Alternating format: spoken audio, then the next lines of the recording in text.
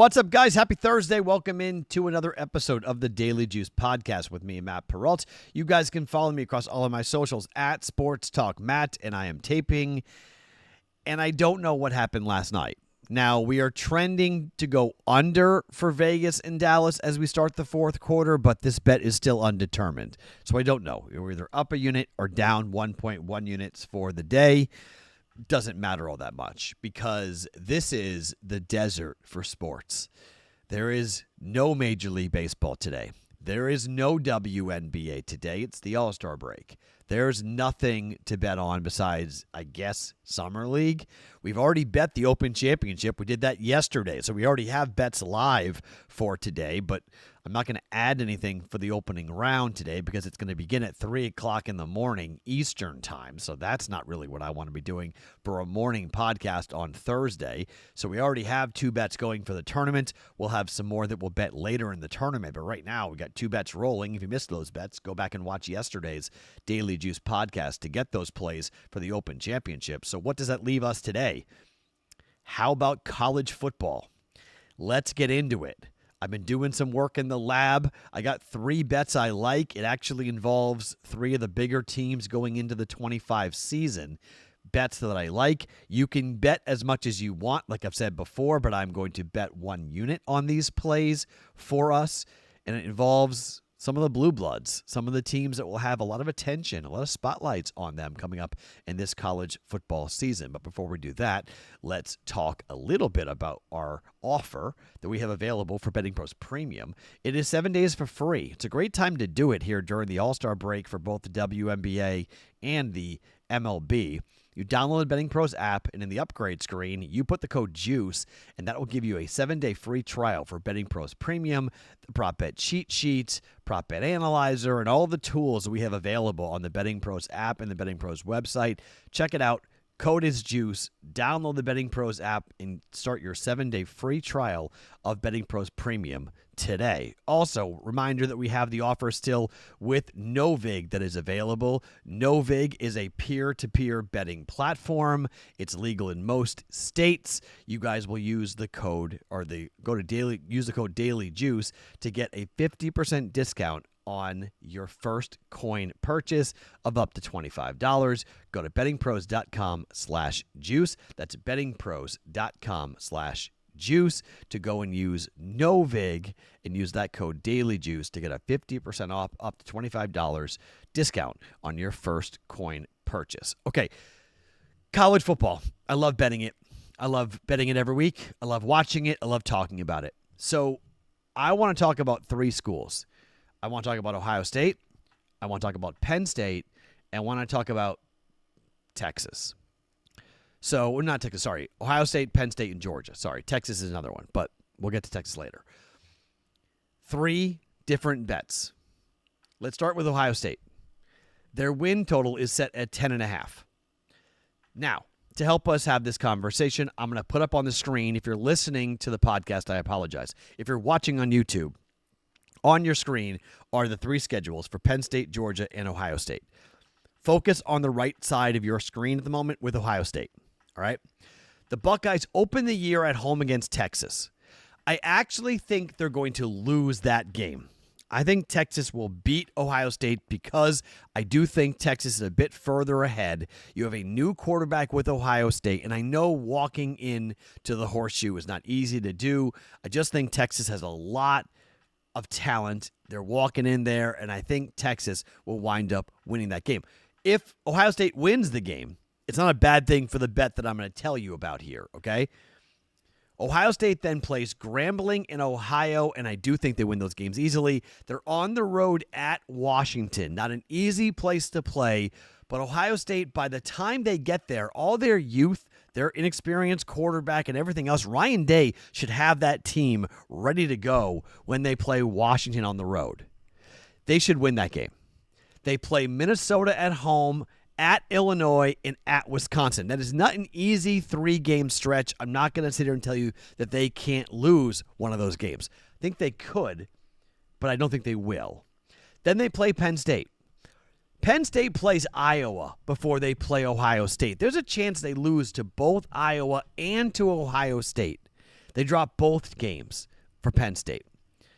Ohio State at home, until I see it, more on Penn State here in just 1 second, but until I see James Franklin do it, I can't believe it. At Purdue, win. UCLA, Rutgers, and then if they run the table, or hypothetically, if Ohio State loses to Texas, and then they run the table all the way to the game against Michigan, we will have a hedge opportunity. And we'll have a chance to go up against and get out of this bet or bet it in game for Ohio State in Michigan because, frankly, they've got to win that game. Ryan Day has got to win that game. If Ohio State loses to Texas and then they run the table the rest of the way, Ohio State goes over 10.5 wins. It's plus money. There's a chance that Ohio State goes undefeated. Given the talent that they've got on this roster, their quarterback is the number one question, and I think they're going to be fine in that position with Ryan Day and his ability to develop quarterbacks. I think they did a great job last year with Howard, and I think they'll continue to do well and have the quarterback not be the problem, have the quarterback just be someone who can help. Ohio State over 10.5 wins at plus money. We have to take that because if they beat Texas, they're going to run the table all the way to Michigan. If they lose that game, they're going to be pissed off, and they're going to run the table all the way to Michigan. Yes, Penn State is a tough game, but Penn State's at home. Let's talk about Penn State. The last 2 years for national champions have come out of the Big Ten. Last 2 years, coaches have taken the proverbial monkey and then drop-kicked it. 2 years ago, it was Jim Harbaugh in Michigan. Can he win the big one? Mr. Khaki Pants, can you actually do what you've said you were going to do, which was return Michigan to the top of the college football world? What did Harbaugh do? He beat Ohio State, won the national championship. The next year, Ryan Day, can you win the big one, Ryan? You lost again to Michigan. Oh my gosh, people want you fired. You go and win the national championship. You win the first ever college football playoff expanded. Could James Franklin be the third? No. My answer is no. And the reason is the schedule. Look, I think Drew Aller's a really good player. I think they have the best running attack in college football. I think their defense is littered with seniors, NFL talent all over the place. Okay? There's no debate. This is James Franklin. This is his most talented team. If James Franklin is going to do it, he's going to do it now. This is the year for James Franklin to do it. Here's the problem. It's their schedule. Penn State, Nevada, FIU, Villanova, all wins. But Oregon comes to town. I'm not so sure Oregon, they win that game. That's going to be a night game. I don't think it will be a whiteout game, but it's going to be a ridiculous atmosphere. But I think Oregon's team speed could be a real problem. Hell of a game out in Eugene between Penn State and Oregon. This is the return, but I think Oregon can win the game. UCLA on the road is no cup of tea. They should win that game, but that's a cross-country trip after the Oregon game. Yikes. That's a danger spot right there. Northwestern's a win. Then they play Iowa on the road the week before they play Ohio State. They could lose to Oregon, Iowa, and Ohio State. Indiana, Michigan State on the road, Nebraska, and at Rutgers all should be W's, but at Rutgers is one of those games I would be a little concerned about. But here's the problem. The win total is 10.5. The over is plus money. The under 10.5 is minus 135, and we're going to take it. We're going to take under 10.5 wins for Penn State. They can still win 10 games. They can go 10-2, make the playoffs, and still win the national championship, but they lose 2 games. I think there's 3 losses potentially on the schedule for Penn State. I think they could go 9-3. Drew Aller's going to have to play perfect football, and we saw it in the playoffs. I mean, he just makes mistakes. He does. He makes mistakes, makes bad reads, throws really bad interceptions. He had some really bad picks in the playoffs. I don't think that stops here for this year. So for that reason, under 10.5 wins for Penn State. Ohio State over, Penn State under for 10.5 wins. Third bet for college football. Let's talk about Georgia. Georgia to win the SEC. So let's look at their schedule. Georgia hasn't lost a home game in forever. They could lose to Florida, though. Florida, the outdoor cocktail party, I'll always call it that, in Jacksonville. They play Marshall and Austin Peay, and then they're on the road at Tennessee. Really tough game. They play Tennessee and Alabama in back-to-back weeks, one on the road, one at home. But Georgia, I'm sorry, I talked about it last year with Georgia. I'm a Gunnar Stockton fan. I like this kid a lot. I think he's going to do wonders for this offense, and him playing last year I think is going to be tremendous. It's a challenging schedule, but I think the Dogs have such an incredible amount of NFL talent. They lost 13 players to the draft, and they're just, they lost Carson Beck to transfer. Don't think that's that big of a deal, to be quite honest. I mean, look, they're going to go to Tennessee. I think it'll be a hard-fought game. I think that they'll win the game. They could lose to Alabama. That's really possible. I mean, losing on the road is that's possible.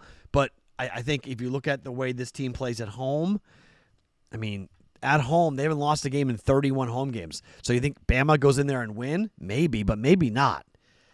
At Auburn, tough place to play. Ole Miss, tough game. Florida, we talked about. Tennessee, Texas at home. I think they go 1-1 with the Alabama and Texas game. They'll win one and lose one. And they'll go 7-1 in conference in the SEC. That's good enough for Georgia to get into the SEC championship game and go 7-1 was the record last year for Texas, okay? And they were in the championship game. If they go 7-1 in the SEC, they're going to get in. I mean, Alabama went 5-3 in the SEC, and they almost got in. 7-1, 6-2. So you can get 2 conference losses and make it to the SEC championship game, and the game's in Georgia. I mean, game's in Georgia. Huge chance to go and win that game.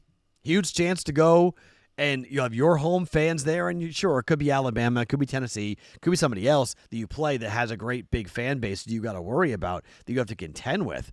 But I think Georgia, with Gunnar Stockton, with the fact that he's going to be back with more experience, them to win the SEC, they're the second option.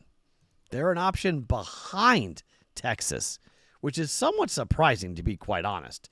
To see Georgia not be favored to win the SEC is a little bit surprising, if you ask me. You don't normally see that out of Georgia, and there's a lot of hype, okay? There's a lot of hype. They beat Texas in the playoffs. They lost to Notre Dame in the Sugar Bowl last year in the playoffs, which was somewhat surprising for Georgia to lose to Notre Dame 23-10, but Stockton had to play, and he didn't look good. Rush got hurt. Look, I think that there's a lot of really exciting things that could go on this year, but Georgia in the SEC championship game beat Texas last year. It could be Georgia and Texas again. I'll take the Dogs to win the SEC championship, and if it gets there, we hedge off of it. It's plus 360. 1 unit. Give me Georgia to win the SEC championship, to win the championship game, most likely against Texas, maybe against Alabama, but at plus 360, I don't think we're going to get anything close to that if they get to that game, and I think the schedule works out really well for Georgia. Again, Tennessee on the road's tough. Alabama's at home. Auburn on the road is tough. Florida is going to be tough in the cocktail party. Texas at home. All tough games. But I do think that they can go 7-1. I do think they can go 6-2 at worst, but 7-1 is most likely. If they go 7-1, they'll be in the SEC championship game, and we can go ahead and bet off of it. Again, you can bet more than 1 unit if you want. I generally do bet more than 1 unit on these futures, but for the purpose of the podcast, we're just going to come in here and bet it. So, again, the plays: Ohio State over 10.5 wins at plus 120. Penn State under 10.5 wins at minus 135. And Georgia to win the SEC at plus 360. Tomorrow on a Friday, we're back to betting baseball. Looking forward to seeing and hearing all you guys coming up tomorrow. My name is Matt Perrault. Follow me across all my socials at Sports Talk Matt every morning, wherever you guys get your podcasts. It is the Daily Juice.